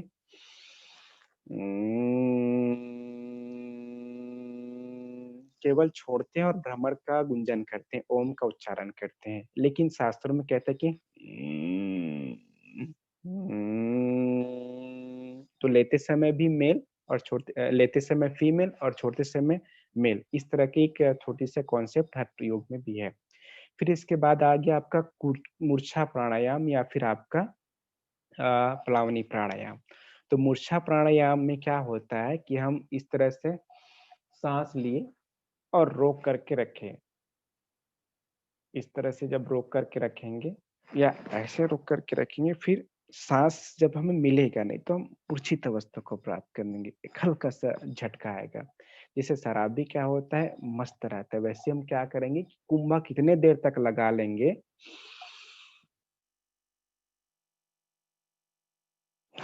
इस तरह की जब स्थिति आएगी, मूर्छित होने की अवस्था आएगी तो हमारा मूर्छा प्राणायाम होगा। तो ये जितने भी प्राणायाम हैं वो हमारी मनस्थिति को उच्च स्थिति तक लाने के लिए, प्राणों को खींचने के लिए, प्राणों का संवर्धन करने के लिए, प्राणों को पूरे शरीर में विस्तृत करने के लिए ये सारी की सारी चीज़ें बताई गई हैं।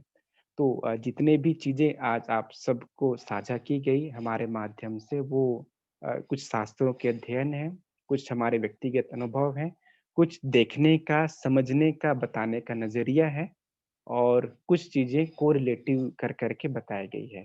तो बहुत-बहुत धन्यवाद बाबूजी, आपने हमें प्राणमय कोश और प्राणायाम के विविध महत्वपूर्ण प्राणायाम के बारे में ये हमें विषय बिंदु दी।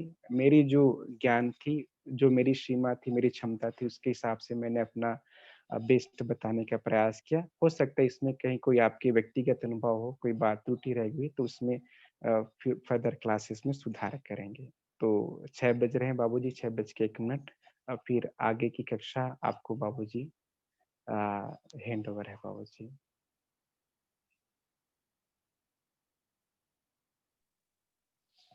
बाबूजी। जी भैया, बहुत-बहुत धन्यवाद। निश्चित इसमें आपकी जो है कक्षा में आपका शास्त्रीय पक्ष, आपका इसमें अनुभव और एक बैलेंस्ड जो आपकी जो है कक्षा लेने का एक तरीका है, ये पूरा बहुत ही अच्छा इसमें देखने को मिला और सीखने को भी बहुत मिला। क्योंकि आप जो है ये योग के छात्र हैं, तो शास्त्रीय पक्ष को बहुत गहनता से जो है पढ़ा है। तो हम लोग इतना योग के शास्त्रीय पक्ष को इतना नहीं जानते, लेकिन आप लोग अनुभवी लोग हैं, तो आपके जो है इसमें क्लासेस से हम लोग सीखते रहते हैं, बहुत कुछ सीखने को मिलता है और कहाँ पर गलतियाँ हो रही हैं, वो भी जो है शास्त्रीय पक्ष के अनुसार हम लोग को सुधारने का मौका मिलता है। तो इसके लिए बहुत-बहुत धन्यवाद आपका। तो अब मेरे प्रश्न आमंत्रित हैं, तो प्रश्न जी, बाबूजी भी आ गए हैं। प्रश्न जो लोग पूछना चाहें, तो वो लोग पूछ सकते हैं। जी, तो अभी सुरेंद्र भैया से पहले तृप्ति दीदी ने भी जो पक्ष रखा प्राण के बारे में, तो उसमें भी जो है जो उन्होंने अपने अनुभव से बताया, ये एक बहुत बड़ी बात है कि अपने अनुभव से जब व्यक्ति बताता है, तो उस चीज़ को बड़ी सुपाच्य हो जाती है। जैसे उन्होंने बताया कि सुबह अगर उठते हैं, तो सुबह उठ के अगर अगर 5 बार अगर साँस ले ली जाए प्राणायाम कर लिया जाए तो सारा का सारा जो है उसमें आलस्य प्रमाद दूर होके और एक नई चेतना का स्फुरण हमारे अंतःकरण में होता है। तो ये एक बहुत महत्वपूर्ण सूत्र हम लोगों को मिलता है, तो इसे अगर जीवन में धारण किया जाए तो जो सबसे बड़ी समस्या हमारे जीवन में होती है कि सुबह उठने में आलस्य लगता है। तो ये समस्या का बड़ा ही जो है आसानी से इसका निराकरण किया जा सकता है। तो इसी तरीके से जो हमारे शिक्षक हैं, अनुभवी साधक हैं जो हमारे बीच में आते रहते हैं। तो एक बड़ी कृपा है परम पूज्य गुरुदेव की और सभी साधक जो हैं उनका अनुभव हमारे बीच में बाँट रहे हैं। तो एक बड़ा ही उनका धन्यवाद हम लोग करते हैं इसमें जो है कि उनके आचरण से, उनके अनुभव से, उनके शास्त्रीय पक्ष से हम सब लोगों को बहुत कुछ सीखने को मिलता है। और सतत इसमें क्योंकि मुझे तो करीब-करीब इसमें 4 साल पंचकोशी कक्षा से जुड़े हुए हो गए और कितनी बार रिवीजन सेशन इसमें हुआ प्राणायाम का, कितनी बार आसन का हुआ, कितनी ही जो है इसमें ये रिपीटिशन हुआ। लेकिन हर एक क्लास में कहीं कोई ऐसी क्लास नहीं गई, जहाँ पे कुछ नई बात सीखने को ना मिली हो। तो भले ही हमारी कितनी बार रिपीट हो चुकी है, कितनी बार रिवीजन हो चुकी है, हर एक क्लास जो है, हर एक शिक्षक जो है एक एक ब्राह्मी चेतना से जुड़कर इस क्लास को प्रस्तुत करता है। और वो जो है उस शिक्षक का नहीं, ब्राह्मी चेतना का उसके अंदर स्फुरण होता है और उस स्फुरण को चेतना की धारा से सीधा जुड़ने का हमें उस मौका मिलता है, ब्रह्म के साथ सीधा जुड़ने का हमें सहजता ब्रह्म के साथ बिठाने का हमें सीधा मौका मिलता है। बहुत सारे समाधान उसमें हो जाता है। तो मेरा निवेदन है कि कक्षा को कोई भी मिस ना करें और हम लोग जो है इसको बार-बार भले ही रिपीटिशन सेशन हो लेकिन उसको अटेंड करते रहें। अब इसमें भूप किशोर जी का हैंड रेज़ है, तो इसमें जो है मैं इनको अनम्यूट कर रहा हूँ।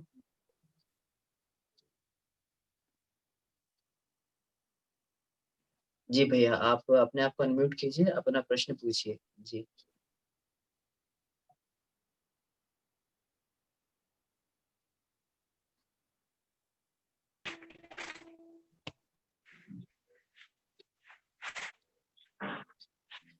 जी भैया, हेलो। आप स्क्रीन ऑन हाँ, अपना करे रहें। सुरेंद्र भैया आप स्क्रीन ऑन करे रहें क्योंकि प्रश्न उत्तरी है। इसमें बाबूजी को भी इसमें करते रहेंगे। जैसे-जैसे जब-जब बाबूजी की आवश्यकता पड़ेगी, तो उसमें बाबूजी को भी इसमें हाइलाइट करते रहेंगे।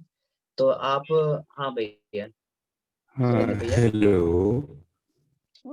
आवाज आ रही है? जी आवाज आ भैया, रही आवाज़ है? आ रही आवाज़ आ रही है। हेलो। जी। जी भैया, आवाज़ आ जी रही जी वो है आपका। जी। जी जी, ठीक है, ठीक है। अमन भैया, सबसे पहले आपको धन्यवाद और धन्यवाद है कि आप इस चीज को इतना पोलाइटली रखते हैं, किसी बात को कि हम कितना कहें वो कम ही है आपके लिए। और बाकी सुरेंद्र भैया जो बताए वो तो अब चूंकि अब पात्रता के आधार पर ही सब कुछ आदमी किया सकता है, प्राप्त किया जा सकता है।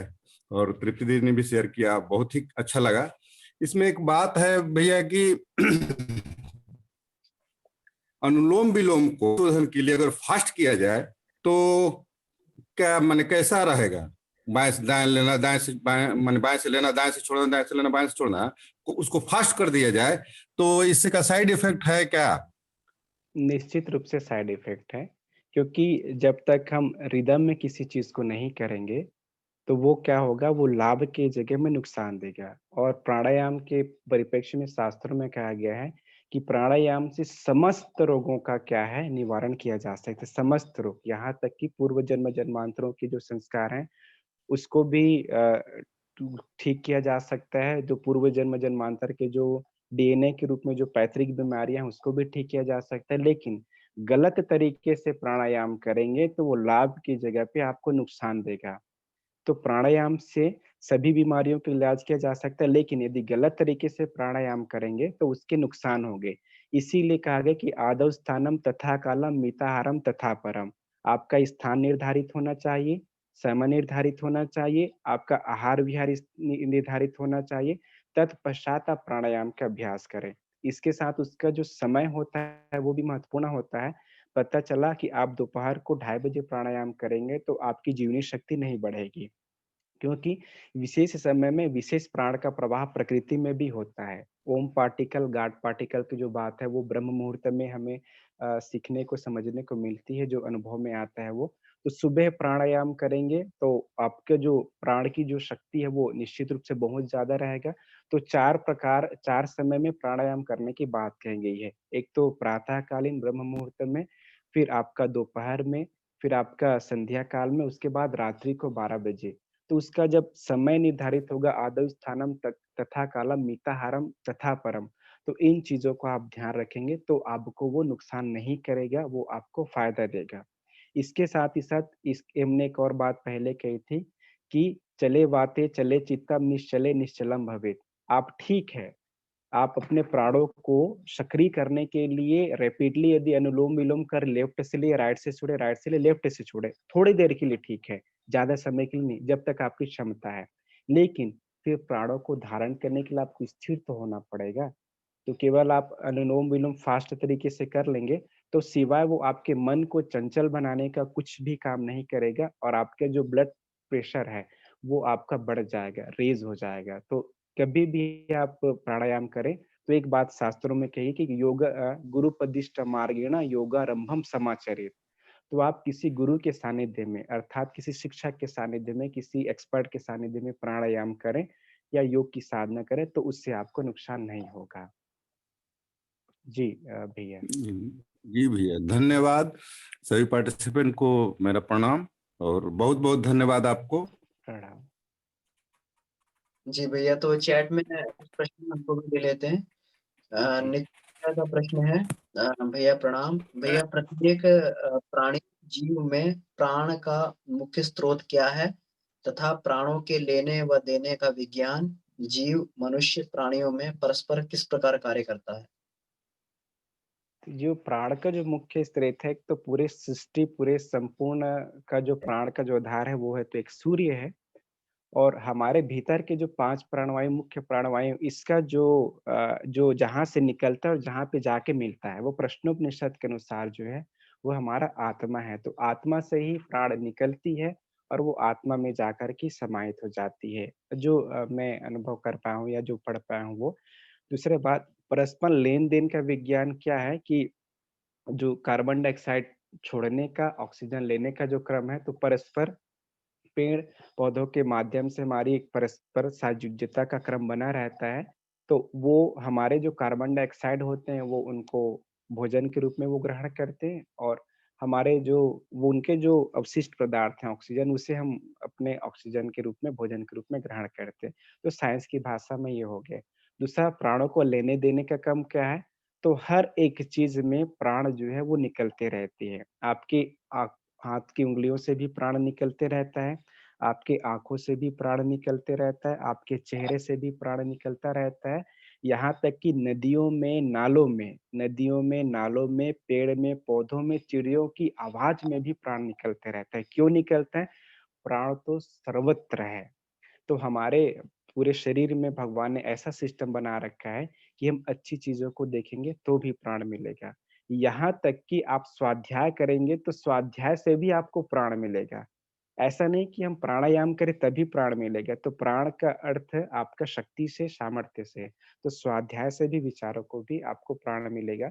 और जो लेने-देने का जो पूरा जो क्रम है, तो 5 मुख्य प्राणवायु जो और उप प्राणवायु हैं, उसके हिसाब से पूरे लेने-देने का क्रम पूरे हमारे शरीर में बना रहता है और बाहर प्रकृति के साथ संतुलन स्थापित रहता है। जी भैया। इसमें बाबूजी भी हैं प्रश्नांतर सेशन में, तो ज़्यादातर बाबूजी आंसर करें तो मुझे लगता है बिल्कुल उसी एक्यूरेट आंसर वो ज़्यादा बेहतर तरीके से कर पाएँगे प्रश्नों का बाबूजी।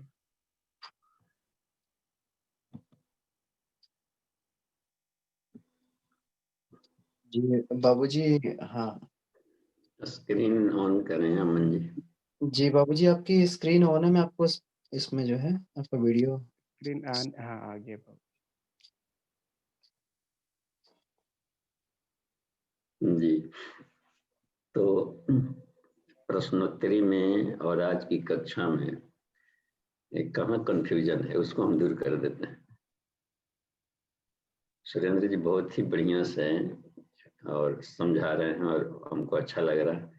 इसी तरीके से हमें हर बिंदु को उसको भली भांति समझते हुए उसको अपने विचार देनी चाहिए। तो बहुत अच्छा और भविष्य उज्ज्वल है। सिस्टम का। तो कौन सा कोई प्रश्न है ऐसा नितिन जी, या आपको देखिए प्रश्नोत्तरी में जो कि स्पष्ट रहा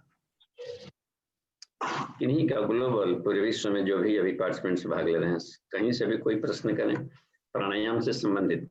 जी बाबूजी, तो इसमें नितिन भैया का प्रश्न था जो अभी सुरेंद्र भैया ने उसका उत्तर भी दिया है, तो वो आपका पक्ष मांगना चाह रहे थे कि इसमें भैया प्रणाम, भैया प्रत्येक प्राणी जीव में प्राण का मुख्य स्रोत क्या है तथा प्राण के लेने व देने का विज्ञान जीव मनुष्य प्राणियों में परस्पर किस प्रकार कार्य करता है? ये नितिन भैया का प्रश्न था।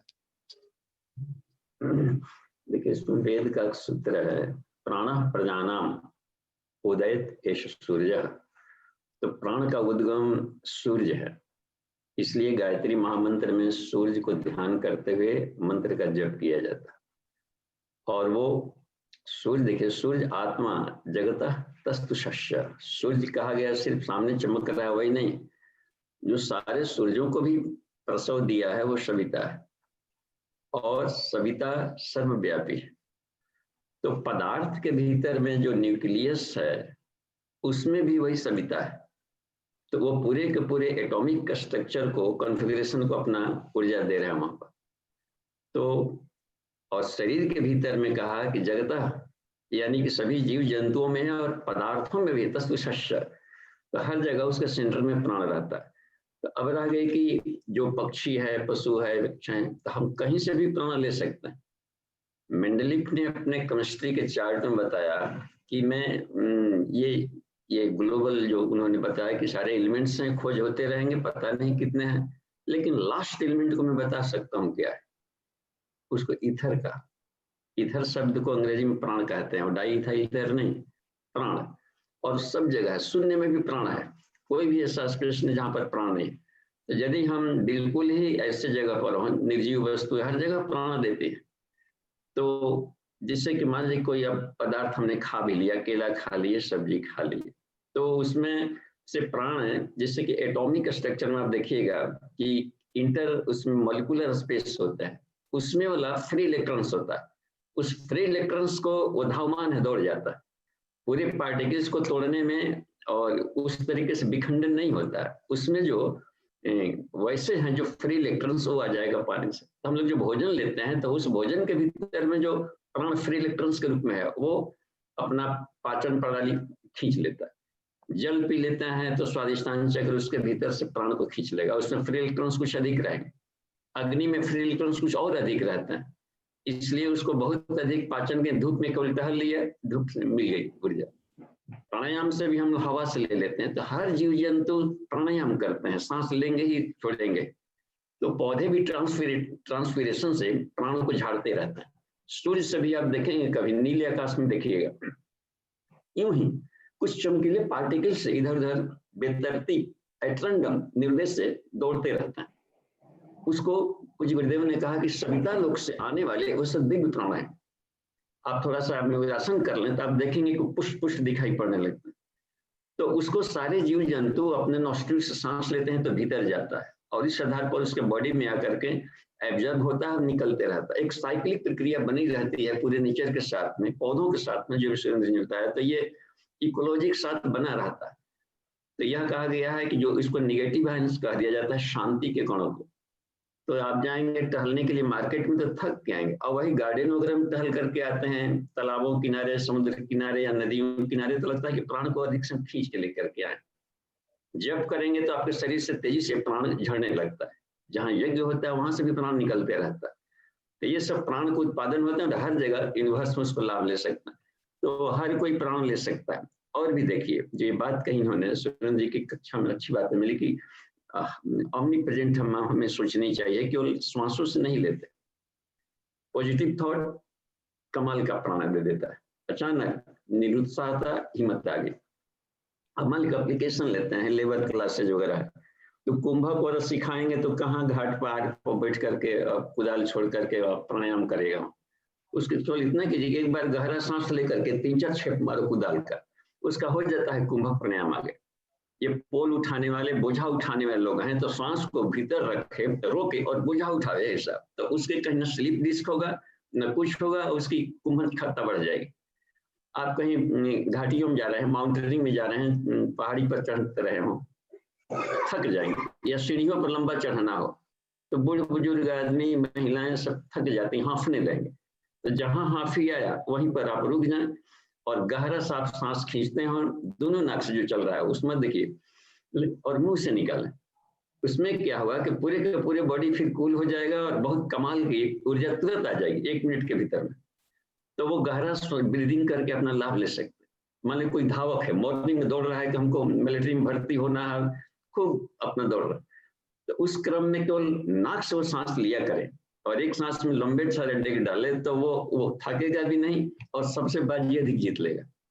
तो हमें एप्लीकेशन देखना चाहिए कि कौन किस स्तर से। अच्छा मान लीजिए कि हम कोई सांस फांस को मारिए गोली, लेकिन प्राण को कहा जाता है कि कोई समाज में कुछ बड़े काम करके दिखाया जाए, वो काम हाथ में लिया जाए जो कि साधारण आदमी नहीं कर सकता, और छोटे छोटे स्तर का अपना और उसको पूरा करके ही काम लीजिए। वो इतना प्राण बढ़ा देगा कि आप उसको हर जगह उस आदमी की पूछ होने लगती है, हर जगह ये आदमी वो काम करके चला गया जो किसी ने नहीं किया, और ये संभव नहीं था कि आदमी इतना कर सकता है। तो इस तरीके से हम हर तरीके से प्राण ले सकते हैं। और पशु पक्षी तो ईश्वर क्या करता है, जैसे मान लीजिए कि हम लोग श्राद्ध तर्पण में काग बलि, कुकुर बलि, सुकर बलि करते रहते हैं इसमें, और गो बलि कर लेते हैं।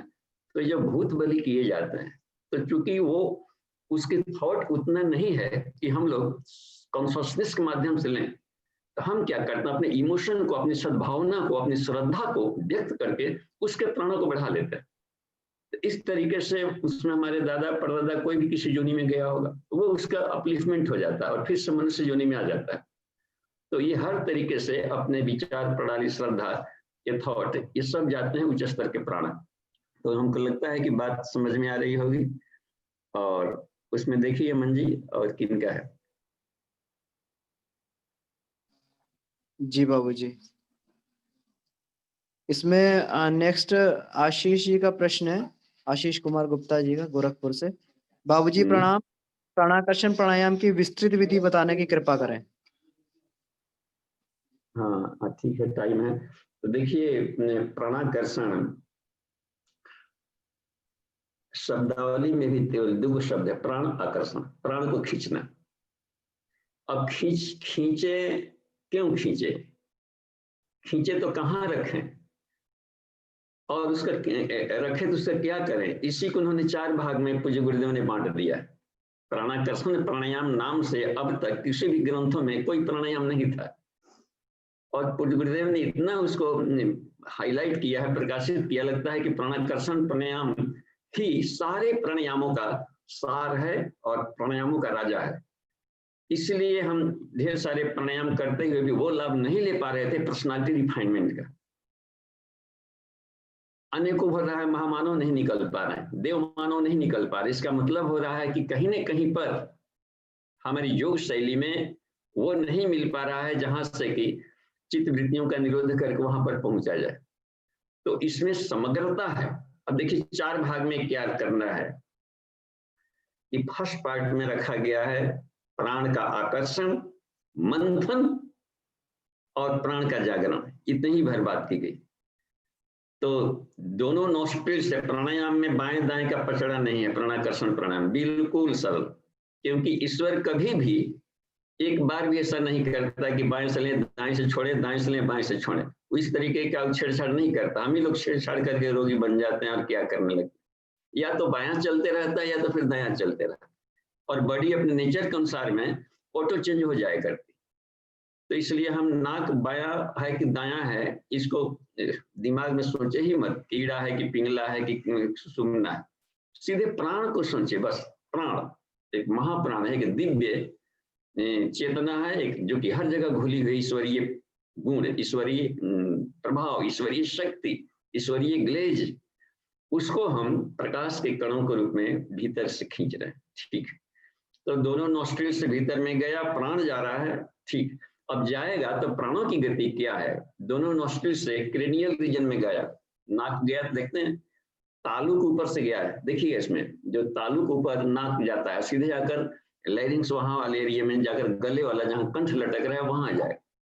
तो इस तरीके से वहां पर जब जाता है तो हम लोग का ब्रेन स्टेम है, उस ब्रेन स्टेम में सबसे नीचे वाला जो पार्ट है मेडुला ऑब्लोंगेटा, उसमें से जितने नर्व्स निकले हुए हैं उसमें से प्राणों को, बिजली को खींच लेगा, वो फिल्टर कर लेगा। और रीढ़ की हड्डियों के भीतर में जो नर्वस सिस्टम है इसके माध्यम से हर बड़ी सेल्स में जाएगा वो बिजली। और हवा कहाँ चला गया, वो सीधे फेफड़े में जाकर चला गया। दोनों का वहां पर दो रास्ते बट गए। तो हमें सिर्फ बिजली का ध्यान देना है बस। वो बिजली गई और पूरे शरीर में गई और सारे चक्रों को घर्षण करते गई है। देख, ऊपर से नीचे घर्षण करते हुए नीचे गया है मूलाधार पर। और जब रोक रहे हैं तो कुछ ना कुछ तो करेगा। बिजली गई है या तो गलाई और ढलाई। गलाई में अपने दोष दुर्गुणों को, जो टॉक्सिन है, जो राह की जो परतें हैं जन्म जन्मों का कचड़ों में, उसको क्या करता है, गलाता है बिजली। और अपने वाले गुण को ढलाई करता है, दोनों चेतन है। तो जाकर उस भाव से तो अपने उसको क्लियर, श्वास छोड़ तो काले धुएं की तरह टॉक्सिन बाहर निकल गया, चाहे ब्लड में हो, दिमाग में हो, कहीं भी हो, पूरे होल बॉडी का, और शुद्ध बचा रह गया बस। तो हर ब्रीदिंग में यही किया जाता है। तो धीरे धीरे प्राण का आकर्षण, प्राण का मंथन और प्राण का जागरण। तो अपने तो क्लीनिंग है फर्स्ट फेज में 3 बार 4 बार 5 बार 10 बार ऐसा करके ये सोच ले कि हम क्लीन हो गए। अब तो अंत तक क्लीन करते रहेंगे, जाइए साफ करके ले आइए। तो ऐसा नहीं कि पूरा थालिए को घिस करके बिल्कुल छलनी बना के लाए, होता नहीं कि नहीं क्लीन हो गया। तो भीतर से ऐसा लगे कि नहीं 4 बार 5 बार में हम क्लीन फील कर रहे हैं, ठीक है। अब सेकेंड फेज में हम क्या करें, संकल्प बल को बढ़ाएं। सुरेंद्र जी ने इस बात को बार बार जोर दिया है, पूज्य गुरुदेव के, और हमने किया अपने होल लाइफ में। प्राणायाम को खूब आज भी करते हैं, वही कारण है कि यंगनेस बना रहता है इस ओल्ड एज में भी। ये सिर्फ प्राणों का खेल है, 5 बॉडी के भीतर के दिव्य शक्तियां, तो उसमें व्हील पावर से ही प्राण खिंचाएगा। आ रहा है जा रहा है, लेकिन ये जो व्हील पावर है वो प्राणों को खींचता है, जैसे फ्री इलेक्ट्रॉन्स, चाहे वो पदार्थ में हो या फिर पानी के भीतर में हो या अग्नि में हो या हवा में हो या थॉट में हो, व्हील पावर से खिंचाएगा वो, संकल्प शक्ति से। तो अपना व्हील पावर कमजोर है तो हल्का सा खिंचा पाएगा, आएगा। प्राणायाम करना है, आ रहा है, पता नहीं आ रहा है कि ना आ रहा है, क्या हो रहा है, इस शंका में कुछ नहीं होने वाला है। आया तो आया और भीतर हमने उसको कर लिया, तो व्हील पावर हमारा बढ़ेगा। जो संकल्प लेंगे पूरा करेंगे। आज हमको कल से उठना है, रूटीन बना दिए तो उठना है, लाख आलस आ जाए हमको फेरेंगे करेंगे। तो व्हील पावर जिनका कम रहता है ना, वही तो वो अपना संकल्प लेते हैं, टूट जाते हैं, जीवन उनका निरुद्देश्य रहता है। कभी रूटीन बनाएंगे फाड़ेंगे, जीवन का लक्ष्य निर्धारण करेंगे ना फाड़ेंगे, इससे तो बढ़िया है ये, तो ढुलमुल जैसा जीवन में कुछ नहीं कर पाता। तो हमें व्हील पावर को बढ़ाना है, कैसा, ईश्वर जैसा। ईश्वर का संकल्प हुआ एक ओम बहुश्यामा। व्हील पावर इतना कि बस एक नैनो सेकंड्स में सारी सृष्टि बदल जाए। तो अपने व्हील पावर को हम बढ़ा रहे हैं, घटिया व्हील पावर बाहर निकाल रहे हैं, ईश्वर के व्हील पावर को भीतर भर रहे हैं। तो व्हील पावर अपने शरीर में यानी आत्मा के भीतर में व्हील पावर रहता है। तो आत्मिकी को अपने आप को मजबूत कर लेना है। कैसे कर लेंगे, वो शुद्ध है, पवित्र है, शांत है, निर्गुण है, अवर्णनीय है, चैतन्य है। और मैं भी जो पवित्र आत्मा हूं, मैं शुद्ध हूं, पवित्र हूं, शांत हूं, निर्गुण हूं, अवर्णनीय हूं, निर्भीक हूं, मुझे किसी भी तरह से कोई क्षति नहीं पहुंच सकती है। इस तरीके से अपना व्हील पावर बढ़ा लेंगे तो ये मेमोरी में आ जाएगा। जहां पर एडवर्सिटी जाएगी तो मेरा स्वभाव ही नहीं हुआ ऐसा, कहां से इसे आ गया। तो व्हील पावर को बढ़ाना सेकंड फेज है। थर्ड फेज में क्या करना है, अब प्राण को स्टोर करना, खींचे और एक एक चक्रों में भरे, रोके तो उसको भर रहे हैं और ओवरफ्लो तक खींच रहे हैं, भर रहे, रोके तो। और सराउंडिंग्स में जहां उसको स्टोरेज करना है, आंख में, कान में, नाक में, वहां पर जा रहा है। और जब श्वास को छोड़े तो सोचे कि और कंप्रेस्ड करके उसी में भरा जा रहा है। टॉक्सिन जैसा कोई कल्पना नहीं करना। सक्शन पंप में उधर से खींचा बाहर से, और चक्रों में जो मुख्यालय है स्टोरेज वहां भरा, प्लस उसके सब स्टोरेज होते हैं वहां भी भरा है। कोई फोकट में दे दिया 4 टंकी ले जाओ, सरसों तेल घी ले जाओ, अरे पहले तो भर लेगा आदमी बड़ा बड़ा केन में, अब कहाँ है, अब और है, काहे को लौटावे, चम्मच में, कटोरी में, फलाना, हर चीज में, हर बड़ी सेल्स में उसको प्राण को भरे। आंखें छलकने लगेगी, रोशनी, सारे रोग भागने लगते हैं, कानों में दिव्य ध्वनि आने लगेगी, इतना उसमें लबालब भरला। तो खींचा गया, शरीर के जो पार्ट्स कमजोर है ऊपर से चले, और क्रेनियल रीजन में आंख, नाक, कान, एक एक में बिजली को खींचे, रोके और उसी में भरे। सांस छूट रही, ऐसा नहीं सोचे कि खींचा सारी बिजली निकल गई, वो बड़ी भर रहा है। और हर सांस में अपने आप को पंप के द्वारा प्राणिक हीलिंग करते हैं, हर लीवर में, फेफड़े में, सब तो कर लिया, साथ ही साथ में अपने ह्यूमन नेचर में भी चेंज करें, मनोमय में। तो इस तरीके से एक एक दोष दुर्गुणों को भी उसमें हटाने की कोशिश करें, आकर के भर रहा, ठीक है, नहीं निकल रहा है गंदगी तो अच्छाई को भर बढ़ाने लगे, तो भी वो उसको गवर्नमेंट स्टेज में लाके रख देता है। और फोर्थ स्टेज में होता है संवर्धन के साथ में ओजस तेजस का जागरण। स्थूल शरीर में जब लबालब भर लेते हैं, इसको कहते हैं ओजस। एकदम वस्तुता है, लेकिन किसी वस्तु में चमक। कुछ आदमी ऐसे रहते हैं ना कि काले कलूटे होते हुए बहुत उनकी चमक रहती है, पानी जिसको कहते हैं, बड़ा पनीगर लड़का लग रहा है, बड़ा हॉट लग रहा है, ये ओजस है उसका भीतर में। तो हम इस ओजस को बढ़ावे, अपने आप को ये करने का, बिजली निकलता है, आप निकल रहा है जिसका आप इतना। माइंड में जब होता है वही आउरा जो हम लोग का डेवलप्ड होता है, आभा मंडल, उसको हम अंग्रेजी बनाए, उसको तेजस कहते हैं, आभा मंडल। और आत्मा के जो होता है ब्रह्म वर्चस, आत्मिकी का जो गुण होता है, सत्य, आनंद, अत्यंत पीस और हैप्पीनेस का जो है एवरलास्टिंग स्टेज, वो उसका ग्लेज बढ़ने लगता है आत्मज्ञान का, तो उसको वर्चस कहता है। ये तीनों गुण सभ्यता से खींचे जाते हैं, और सिर्फ आग का गोला नहीं है, कुछ आध्यात्मिक किरणें आता है सूर्य से, हम उसी को मंत्र जप में खींचा जाता है, और उसी को अपने को पूरे सराउंडिंग्स, पूरे शरीर में लबालब भर के व्यक्त। ऐसा साधक जहां जहां जाएगा, गार्डन में, घर में, कहीं पृथ्वी पर, वो धन्य हो जाएगा, बिना कहे उसके करीब बैठने वाला व्यक्ति भी निहाल हो जाएगा। यह है तरीका प्राणाकर्षण का। जी धन्यवाद, लगता है कि समय हो गया है।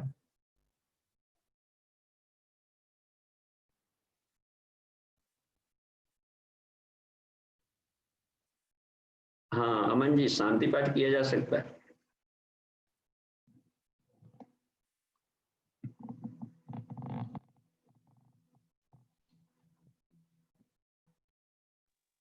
जी बाबू जी, हाँ अभी चैट में प्रश्न है, लेकिन समय हो गया है, तो आप बताएं।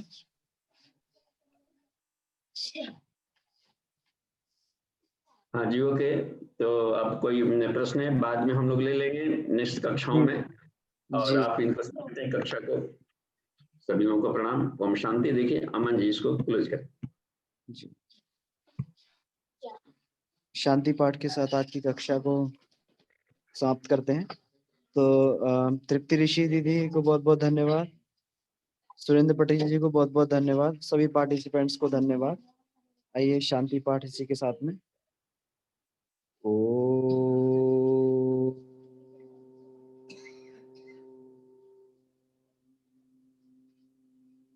शांति शांति शांति। बाबूजी को प्रणाम।